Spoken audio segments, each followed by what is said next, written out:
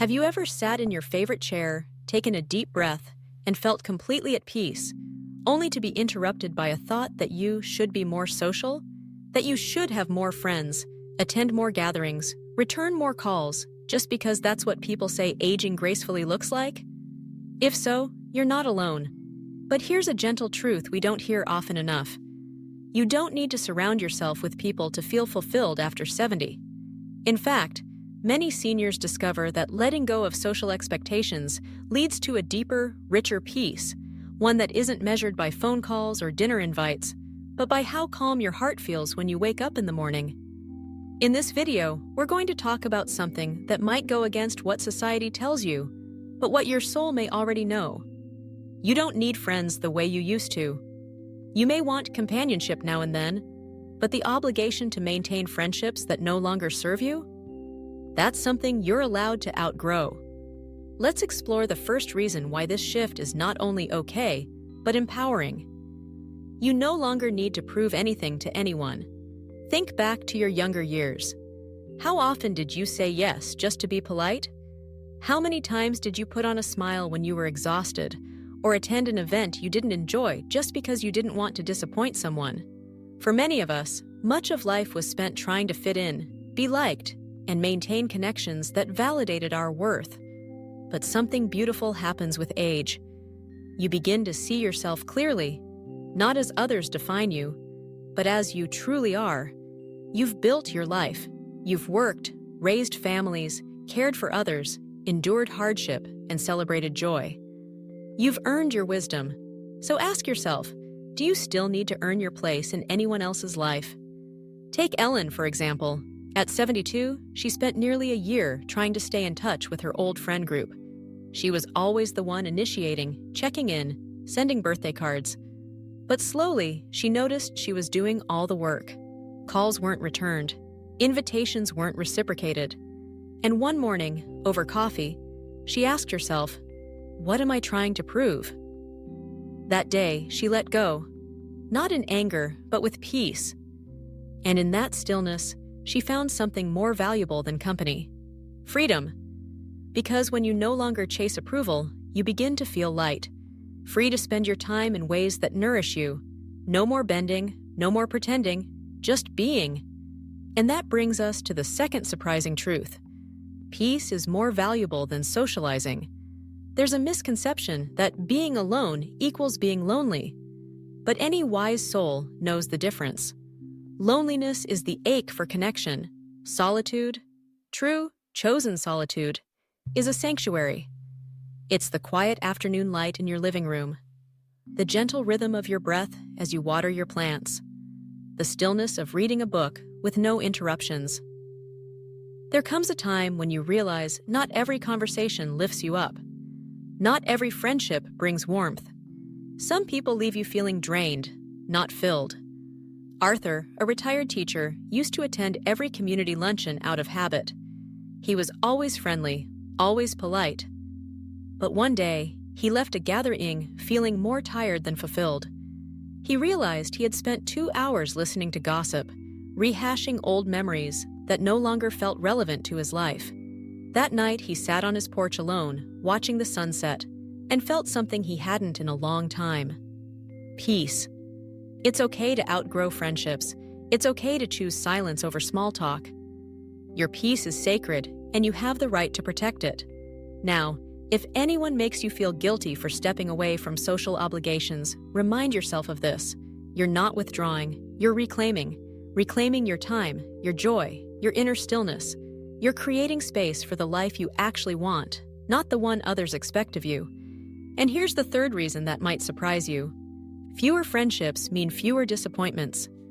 When we're young, we tend to overlook the imbalances in our relationships.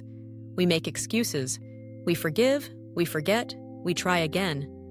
But over time, you begin to recognize which connections are truly mutual and which ones leave you feeling empty.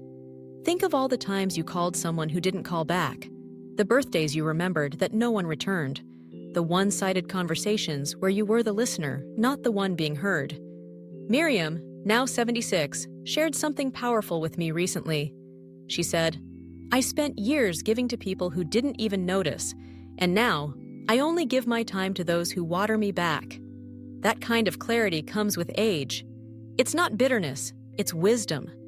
The wisdom to let go of relationships that feel like obligation and hold close the rare ones that feel like home. Because here's the truth. Not everyone was meant to stay in your life forever. Some people were chapters, not the whole story. And when you release the ones who've drifted away, you make room for something far more precious: peace of mind. Let's pause here. If any of this has resonated with you so far, if you've ever felt the freedom in saying no, or the joy of simply being with yourself, I invite you to stay with me. What we're uncovering today isn't just about friendships, it's about stepping into your power. It's about choosing how you want to live, on your terms, in this beautiful golden season of life. There's a quiet shift that happens as we age, a change not just in how we spend our days, but in how we value them. Time begins to feel more sacred, more personal. That brings us to another reason why you may no longer need the same friendships you once held on to. Your time becomes more precious with age. When we were younger, time felt limitless. We booked our calendars full, said yes to everything, even things we didn't enjoy, just because we could. But after 70, time begins to feel like a gift you don't want to waste. Have you ever looked at your watch after a conversation and thought, "Why did I spend so long talking about nothing?" Or gone to a gathering out of habit, only to come home feeling more tired than uplifted? That's not selfishness. That's your soul quietly telling you that it wants more. More stillness, more beauty, more meaning. Take Mr. Douglas, a widower in his early 80s. He used to fill his days with coffee meetups, neighbor visits, and phone calls with distant relatives. But one evening, after rushing through 3 social obligations in one afternoon, he sat down and whispered to himself, "I don't enjoy any of this anymore." So he made a quiet decision. He stopped attending things that didn't spark joy. He started spending his mornings in the garden, afternoons reading poetry, and evenings on long walks through the neighborhood. People noticed he was less social, but what they didn't see was that he had never felt more alive. You see, time isn't just something to fill, it's something to honor. And honoring your time means using it for things that restore you, not deplete you. That might be solitude, that might be a hobby, that might be just sitting in the sun, enjoying your own company. Because at this stage in life, peace is not a luxury, it's a necessity. And that leads to something even deeper. True companionship comes from within. For decades, many of us believed happiness came from being surrounded by people. Family gatherings, work events, holidays full of noise and motion. But the older you get, the more you realize that joy doesn't always come from company. It comes from connection, and that connection often begins with yourself. Lillian, 79, once told me she feared being alone after her husband passed. She started calling friends, attending support groups, filling her schedule so she wouldn't feel the ache of loneliness. But no matter how much she socialized, something was still missing. Then one day, she stopped. She stopped chasing. She sat on her porch and watched the clouds roll by. She took herself out for lunch. She journaled. She listened to music from her childhood. And over time, something beautiful happened. She felt okay again, not because people surrounded her, but because she learned to enjoy her own company. She told me, "I realized I had spent so much of my life needing someone to fill the silence, but now the silence feels like a friend." There's a powerful shift that happens when you stop fearing solitude and start embracing it. You begin to notice the little things, a butterfly in the garden, the warmth of tea in your hands, the memories that visit you when all is still. And suddenly, you don't feel so alone. Because real companionship is not always another voice. Sometimes it's the sound of your own breathing in a room filled with peace. And the beauty of this? When you become truly comfortable with yourself, the people who do enter your life are drawn not to your need, but to your wholeness. You begin attracting relationships that respect your boundaries, your silence, your depth. Not out of necessity, but out of alignment. So if you're feeling a little less interested in small talk, if you no longer crave the buzz of crowded rooms, that's not something to fix. That's growth. That's strength. That's you becoming your own safe haven. And when you honor that, something even more powerful begins to unfold. There's a quiet kind of freedom that grows when you no longer measure your life by the number of people who surround you, but by the depth of your own peace. And perhaps the most surprising part of that journey is this: letting go opens the door to a more fulfilling life. We often grow up thinking we must hold on tightly, tight to friends, tight to traditions, tight to the version of ourselves we once were. We fear that if we let go, we'll lose our identity or be left behind. But here's the truth no one tells you. Sometimes, in the letting go, you finally find yourself. Think about the friendships you've carried with you for decades. Some have been beautiful, lasting sources of love, but others, if you're honest, might feel more like obligation than joy. You call out of guilt, you show up out of habit, you laugh politely while feeling disconnected inside. Janet, 76, once told me she had a friend she'd known for 30 years, but lately their conversations felt draining. There was no more laughter, no shared values, just complaints and comparisons. But she didn't want to be the one who walked away. So she kept the friendship alive, like watering a flower that had long stopped blooming. Until one day, after another emotionally exhausting call, she hung up the phone, sat down, and whispered, "I'm not doing this anymore." And just like that, she chose freedom.